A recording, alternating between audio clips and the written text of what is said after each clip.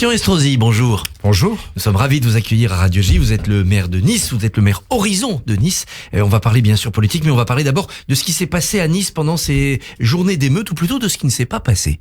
Parce que Nice est une grande ville, il y a des quartiers qui sont pas simples, on attendait beaucoup d'événements ou de dégradations spectaculaires, et puis même si le centre a été la cible de quelques pillages, ça s'est plutôt bien passé. Pourquoi ? Quel est votre secret ?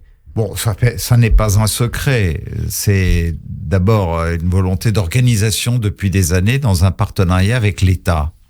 Voilà, je vois l'Association des maires de France qui a dit on se rassemble tous à midi, qui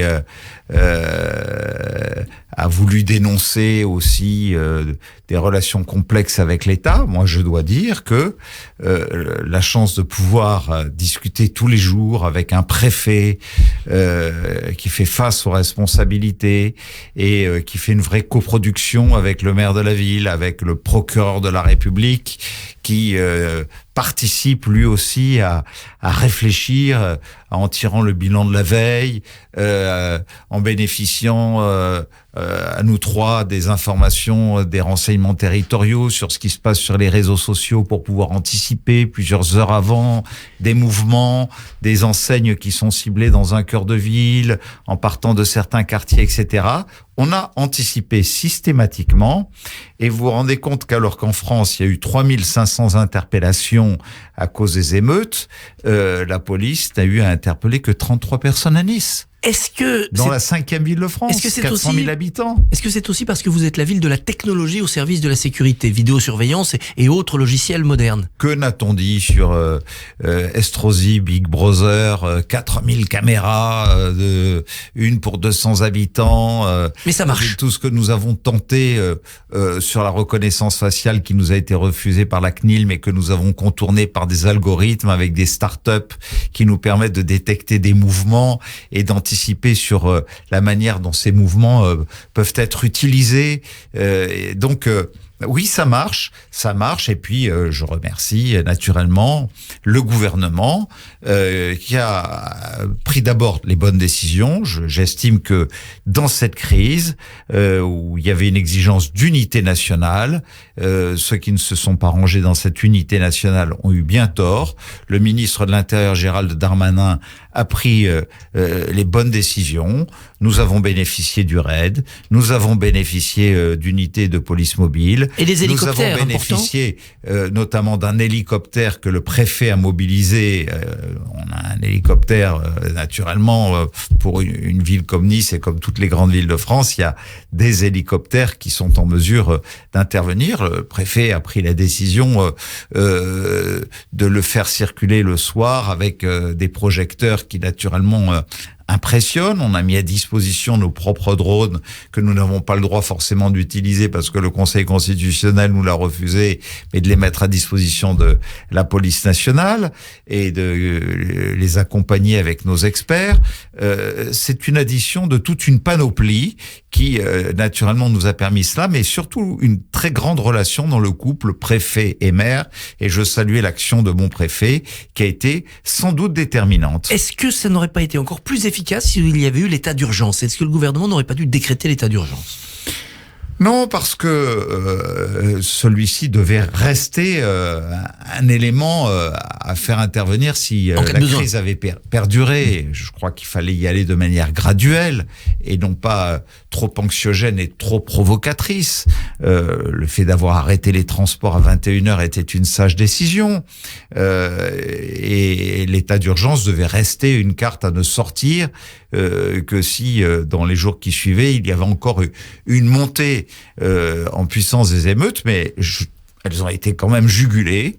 Il faut le dire, il y a eu un moment d'hésitation au départ. On s'est dit, mais lorsque le gouvernement a mobilisé des moyens sans précédent, et lorsque, à mon échelle, cette discussion qui a pu avoir lieu avec le préfet nous a permis, avec le procureur de la République, de prendre ensemble des décisions.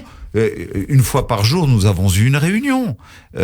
C'était pas on se reverra, on se passe un coup de fil. C'était on est autour de la table de travail avec nos collaborateurs pour tirer les leçons des mouvements qu'on avait observés la veille, pour écouter ce que les renseignements territoriaux avaient à nous dire, ce que la police judiciaire avait à nous dire, et à partir de là, répartir entre nos forces de police municipale, de police nationale, de gendarmerie, la force héliportée, etc. Au niveau politique national, on a entendu aussi deux autres sons de cloche. On a entendu la gauche mélenchoniste dire mais c'est la révolte du peuple, c'est une révolte sociale, et puis de l'autre côté, la droite DLR et Éric Zemmour dire c'est une attaque contre la France, c'est un projet politique. Oui, bon, écoutez, c'est inqualifiable. C'est inqualifiable parce que, au fond, les émeutiers sont des gens qui, pour moi, se sont mis hors de la nation. Ils ont attaqué la nation. Voilà. Les mairies, les commissariats, les écoles. Aujourd'hui, s'attaquer à des policiers auxquels je veux ici témoigner tout mon soutien. Voilà. Et à des maires, beaucoup. Des soignants, des pompiers. Un jeune pompier de 24 ans est mort à Paris. S'attaquer à des élus, naturellement, mais s'attaquer à des commerces. Je ne suis pas là pour protéger le statut des maires, mais enfin, quand dans la violence verbale quotidienne, on diffuse de la haine de l'extrême gauche à l'extrême droite à l'égard de l'élu en place, on incite aussi à la mobilisation pour aller casser des mairies, des bâtiments publics et s'en prendre au maire et à sa famille quelquefois. Et que fait-on d'émeutiers qui se sont mis, comme vous dites, hors de la nation ? Mais c'est la vraie question. Il y a ceux qui se mettent hors de la nation par leur action. Ce sont les émeutiers. On est une nation où, dans des moments comme ça, on doit se reconnaître dans la nation. Et on doit faire unité dans la nation. Et puis, il y a ceux, non seulement qui sont dans l'action, mais il y a ceux qui incitent à l'action.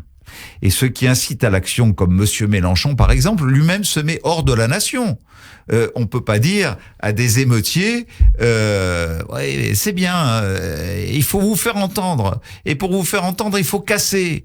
Il faut casser des bâtiments publics, il faut casser du maire, il faut casser du flic. On peut sanctionner les politiques qui disent ça? Oui, parce que c'est un délit pour moi. Et j'aurais du mal à comprendre que quelque part, on se contente de poursuivre celui qui passe à l'action et pas celui qui incite à l'action. Et donc, je dis très clairement qu'aujourd'hui, nous avons à reprendre le dessus, à reprendre les choses en main et ne pas laisser le dernier mot à tout cela. Je suis d'ailleurs satisfait de ce que le président de la République a pu dire hier devant un certain nombre de maires, puisque depuis des années, je dis que le pouvoir régalien ne peut pas être l'exclusivité de l'État. Ça doit se partager avec les maires. On a enfin mesuré que c'était sur le territoire sur les territoires que nous avons à administrer qu'on casse, qu'il y a des actes de délinquance, et que nos concitoyens subissent des violences insupportables et inadmissibles. Mais ça serait toujours à l'État de tout décider, de regarder la France comme un espace uniforme. Je suis désolé, il y a une France des littorales, des grandes villes, des moyennes villes, de la ruralité, de la montagne. Et donc, lorsque le président de la République, enfin, je dis enfin, pour la première fois depuis 20 ans, dit, moi, je vous fais confiance, je veux des propositions, et se décide à dire qu'au fond, une commune n'est pas faite comme une autre. Regardez tous les quartiers où il y a des difficultés. Ce sont des quartiers qui sont un peu issus de la loi SRU, où on a dit, voilà, il faut un minimum de 25% de logements sociaux. Alors, on les concentre tous au même endroit. Il faut reprendre ça à zéro, il faut reprendre la politique de population. Il faut concevoir que chaque territoire doit être adapté à ses réalités, à ses spécificités, pour bien répartir la cohésion économique, la cohésion sociale, parce que c'est par l'économie qu'on réglera beaucoup de problèmes. Votre mouvement, le mouvement Horizon, le mouvement d'Édouard Philippe, va porter cela, ça sera le cœur de sa philosophie? Naturellement. D'ailleurs, je réunirai ce soir, en tant que vice-président d'Édouard Philippe et d'Horizon, notre conseil des maires, puisque nous avons un grand conseil des maires. C'est un grand parti d'élus locaux, Horizon. Vous allez porter Horizon ça. est le seul parti de maires en France Hein, et il faut le dire, c'est l'originalité, la modernité de nos statuts. Et à l'issue de cette réunion, nous sortirons un certain nombre de propositions sur lesquelles nous travaillerons tout l'été pour la rentrée.